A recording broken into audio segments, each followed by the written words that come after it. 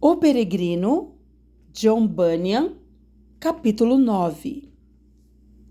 Cristão chega ao Vale da Humilhação, onde é atacado pelo feroz Apollyon, mas vence-o com a espada do Espírito, que é a palavra de Deus. Finalmente, Cristão resolveu partir, mas antes o levaram ao arsenal e lhe deram armas afiadíssimas e de metal muito forte, para ele se defender no caminho, caso fosse atacado. Em seguida, acompanharam-no até a porta. Cristão perguntou ao porteiro se durante a sua estada no palácio tinha passado algum viajante. O porteiro respondeu-lhe que sim. Cristão: você o conhece? Porteiro: não, mas perguntei-lhe o seu nome e ele disse-me que se chamava Fiel. Ah, já sei quem é, conheço-o perfeitamente, é meu vizinho e vem da minha cidade. Será que ele já vai muito longe? Já deve estar no final da descida da montanha. Obrigado, bom amigo, que o Senhor seja com você e aumente as suas bênçãos pelo bem com que você me tratou. E partiu. Discrição, piedade, caridade e prudência resolveram acompanhá-lo até o final do desfiladeiro e foram conversando. Cristão: a subida pareceu-me difícil, mas a descida certamente será também muito perigosa. Prudência: você está certo. Há sempre perigo para o que desce ao Vale da Humilhação. São muito perigosos os obstáculos que lá se encontram. Por isso, resolvemos lhe acompanhar. Cristão começou a descer com muita cautela, mas assim mesmo tropeçou mais de uma vez. Quando chegaram ao fim do desfiladeiro, as pessoas que o acompanhavam despediram-se dele, deram-lhe um pão, uma garrafa de vinho e um cacho de uvas. Assim que entrou no Vale da Humilhação, Cristão começou a ver-se em dificuldades. Ele só dera poucos passos dentro do vale, quando de repente saiu-lhe ao encontro um terrível demônio chamado Apollyon. Cristão teve medo e começou a considerar se seria melhor fugir ou permanecer firme no lugar onde estava. Lembrou-se que a armadura que haviam lhe dado não lhe protegia as costas, portanto, voltá-las ao inimigo seria tornar-se alvo de um ataque mortal, pois o demônio poderia feri-lo com as suas setas. Cristão decidiu permanecer corajosamente onde estava e enfrentar o inimigo. Deu mais alguns passos e achou-se frente a frente com o demônio. O aspecto do monstro era horrível. Estava coberto de escamas semelhantes às dos peixes. Tinha asas como de dragão e patas de urso. Do ventre saía-lhe fumaça e fogo, e a sua boca era semelhante à de um leão. Ao aproximar-se do peregrino, lançou-lhe um olhar de desprezo e perguntou-lhe: de onde você vem e para onde vai? Venho da cidade da destruição, local onde mora todo o mal, e vou para a cidade celestial. Você quer dizer então que era meu servo? Pois toda aquela cidade me pertence, e ali eu domino como príncipe e Deus. Então você se atreve a revoltar-se contra o domínio do seu rei? Ah! Se não estivesse mais nos meus planos, levar você a voltar a me servir muito ainda, eu lhe esmagaria com um só golpe. Você tem razão em dizer que nasci em uma cidade que está sob seu domínio. Mas saiba que o seu serviço era tão pesado e o seu salário tão miserável que nem dava para viver, porque o salário do pecado é a morte. Romanos 6, 23. Portanto, quando alcancei o uso da razão, fiz como qualquer pessoa de juízo. Ocupei-me em buscar melhoria para a minha vida. Nenhum príncipe gosta de perder os seus súditos por tão pouca coisa, e eu não quero perder você. Ora, se você está reclamando do serviço e do salário, pode voltar tranquilamente para a sua cidade, que eu prometo dar-lhe tudo o que é possível obter no meu reino. Não aceito sua proposta, pois estou agora a serviço do Rei dos Reis. Não voltarei a lhe servir e jamais trocarei o que tenho agora por qualquer coisa que você queira me dar. Ora, pois saiba que muitos dos que normalmente se confessam servos desse tal rei livram-se rapidamente do seu jugo e voltam outra vez para mim. Faça também como eles, e tudo correrá bem para você. Eu dei ao Rei dos Reis a minha palavra e jurei-lhe fidelidade. Se eu desistisse agora, não merecia ser enforcado como traidor? Mas foi assim mesmo que você se comportou para comigo, traindo-me. Mas apesar disso, estou disposto a esquecer tudo se você voltar atrás e retornar para o meu domínio. As promessas que lhe fiz foram feitas antes de eu chegar à adolescência e hoje não tem valor algum. Além do mais, sei que o rei a quem sirvo agora já me perdoou por eu ter servido a você. E quero lhe dizer mais uma coisa.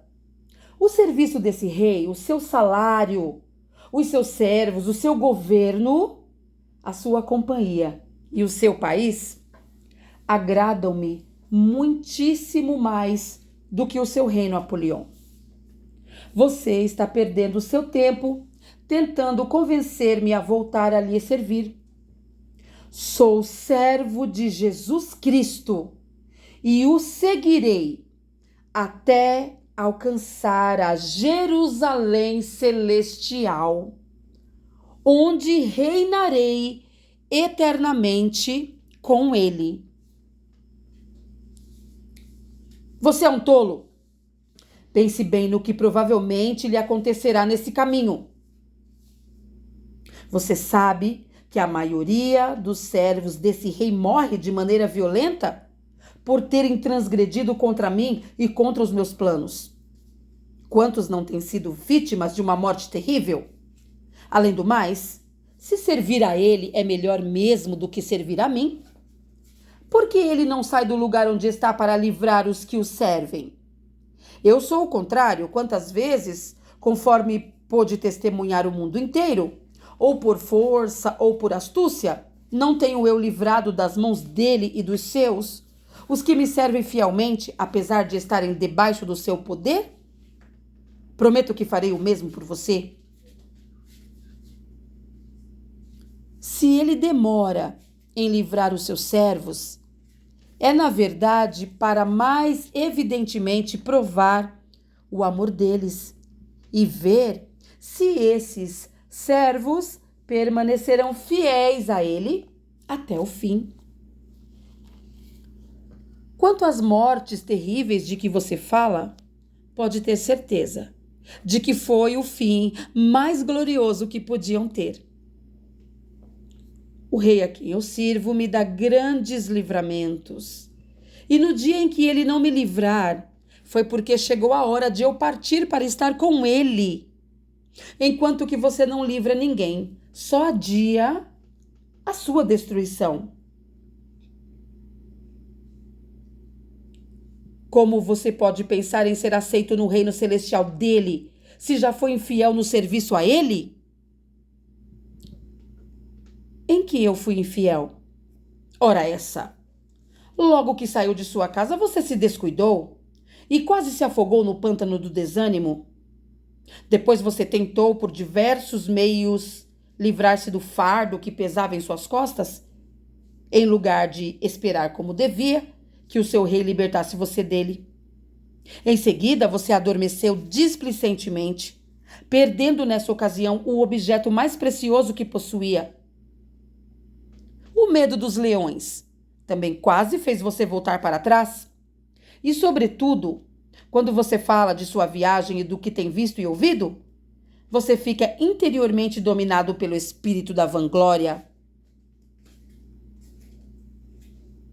Você tem muita razão nisso e poderia me acusar de muitas outras coisas, pois afinal de contas você é o acusador.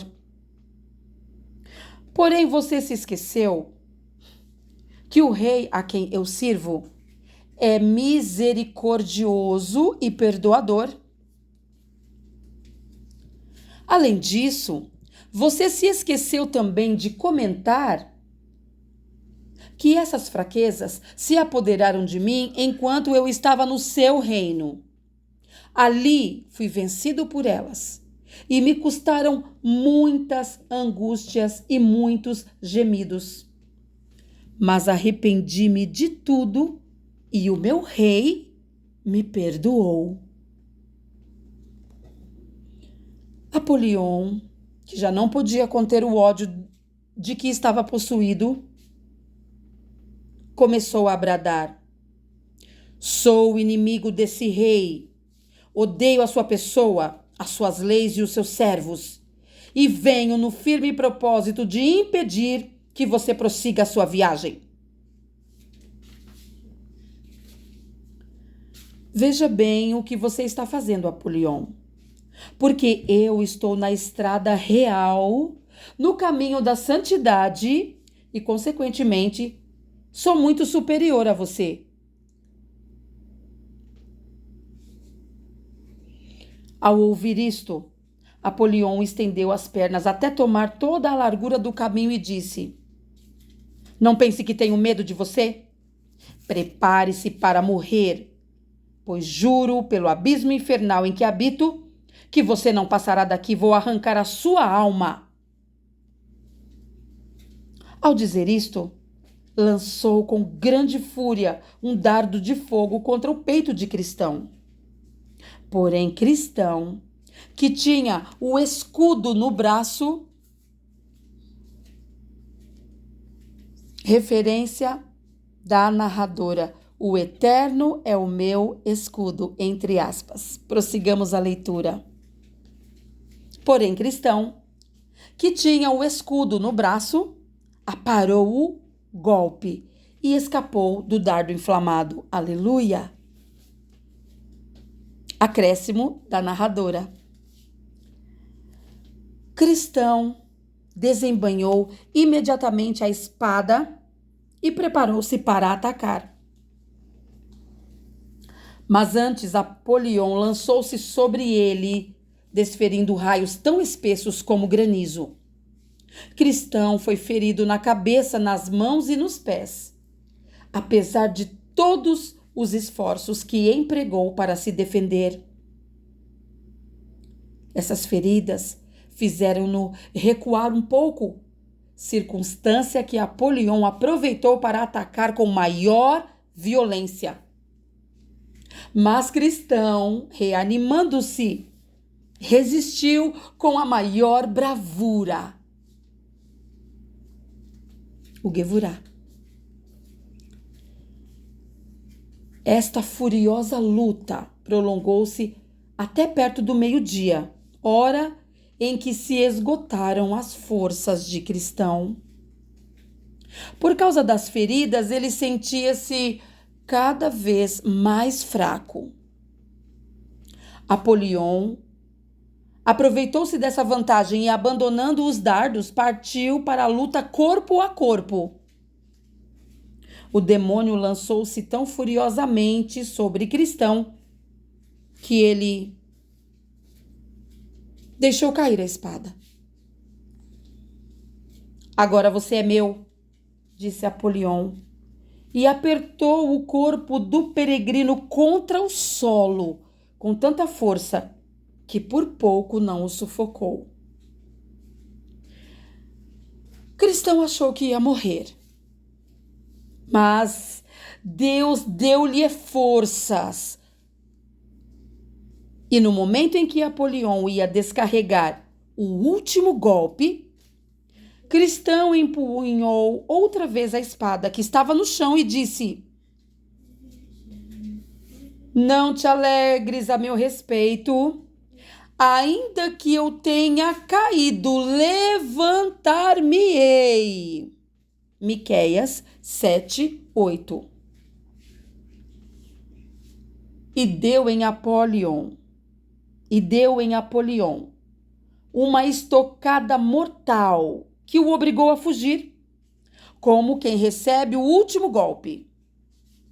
Ao ver isto, Cristão encheu-se de coragem e atacou-o de novo, dizendo: mas em todas estas coisas somos mais que vencedores por aquele que nos amou. Romanos 8:37. Apolion abriu então suas asas de dragão e fugiu apressadamente, e Cristão não o viu mais.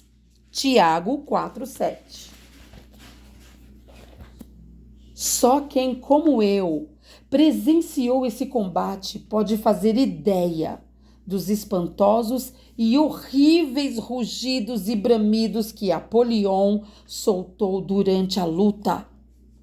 A sua voz era semelhante à de um leão e contrastava com os suspiros e gemidos lastimosos que saíam da boca do peregrino. A luta foi longa. E no decorrer dela, só brilhou nos olhos de Cristão um olhar de alegria quando ele feriu Apolion com a espada de 2 gumes. Olhou então para o céu e agradeceu chorando. Nunca presenciei uma luta tão terrível. Cristão deu graças àquele que o livrara da boca do leão, àquele que o auxiliara contra Apolion, e ajoelhado exclamou: Beelzebu tinha resolvido destruir-me, enviando armado contra mim esse seu comparsa. Longo foi o combate, terrível foi a luta. Mas o bendito, o santo, o Senhor dos exércitos veio em meu auxílio e obrigou-o a fugir pela força da minha espada. Louvado seja o Senhor eternamente. Graças e bênçãos 1000 sejam dadas ao seu nome santíssimo. Então, uma misteriosa mão deu-lhe algumas folhas da árvore da vida. Apocalipse 22:2. Cristão aplicou-as sobre as feridas que recebeu na batalha e ficou totalmente curado. Depois, sentou-se para comer pão e beber vinho. Assim, fortalecido, Cristão seguiu sua viagem, levando na mão a espada desembainhada, com receio de que outro inimigo lhe atacasse. Porém, ninguém mais veio ao seu encontro durante a travessia de todo o vale.